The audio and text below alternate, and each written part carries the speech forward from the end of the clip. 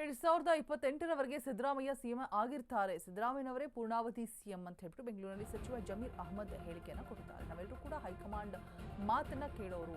DK Shivakumar ಜೊತೆ 130 ಜನರು ಇದ್ದಾರೆ.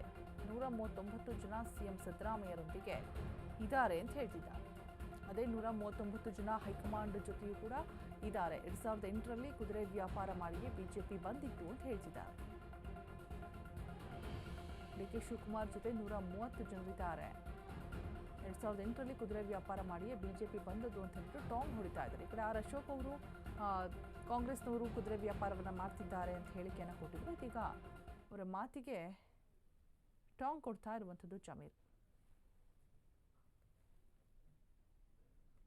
ಏನಕ್ಕೆ ಮುಖ್ಯಮಂತ್ರಿ ಸ್ಥಾನದಲ್ಲಿ ಕುಮಾರಸ್ವಾಮಿ ನಮ್ಮಲ್ಲಿ 139 ಜನ MLAಗಳು ಇರೋದು. ಎಲ್ಲರಿಗೂ ಒಂದು ಮಂತ್ರಿ ಆಗಬೇಕಂತ ಎಲ್ಲರಿಗೂ ಆಸೆ ಇರ್ತದೆ.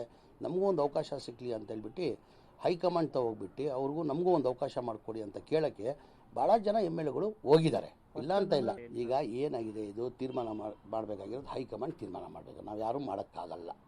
ಇದು ಮುಖ್ಯಮಂತ್ರಿ ಸ್ಥಾನ ಕುರ್ಚಿದಲ್ಲಿ ಮಾನ್ಯ ಸಿದ್ದರಾಮಯ್ಯ ಅವರು ಕೂತಿದ್ದಾರೆ.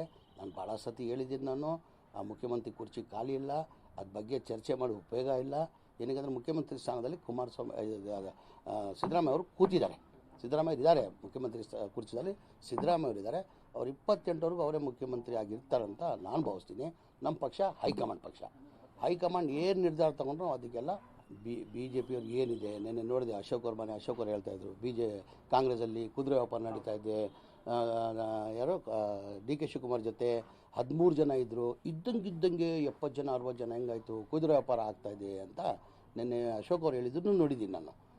ಈಗ ಅದೆಲ್ಲ ಅಭ್ಯಾಸ ಯಾರಿಗಾಗಿರೋದು? ಕುದುರೆ ವ್ಯಾಪಾರ ಮಾಡಿ BJP ಅವ್ರಿಗೆ ಅಭ್ಯಾಸ ಆಗಿದೆ ಆವತ್ತಿಂದ MLAಗಳಿಗೂ.